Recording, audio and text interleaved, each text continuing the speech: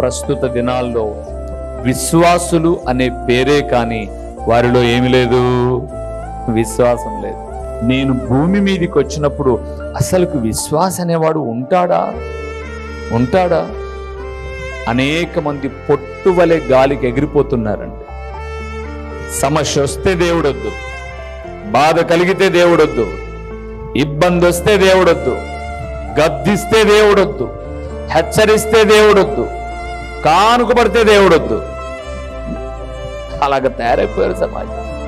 కనాను స్త్రీ మత్తయి సువార్త 15వ అధ్యాయం చదవద్దులేండి, 21 నుంచి 28 వరకు చూస్తున్నప్పుడు కనాను స్త్రీతో యేసు ప్రభుల వారు మాట్లాడుతూ చాలా చక్కగా గద్దించాడు. పిల్లల రొట్టె తీసి కుక్క పిల్లలకేట యుక్తం కాదు అన్నాడు. ఆమె అంటది, నిజమే ప్రభువా, నేను కుక్కనే, నా పిల్లలు కుక్క పిల్లలే. కుక్క పిల్లలు కూడా బల్ల మీద అన్నం తినేటప్పుడు కిందన పడితే అది వేస్తారు కదా, అలాగ కుక్క పిల్లని అనుకుని నా బిడ్డకు మేల్చి అని అడిగితే, అమ్మా నీ విశ్వాసము అని చెప్ప, నీ విశ్వాసము గొప్పది, నువ్వు అడిగినట్టుగానే అయిపోతుంది పో అని.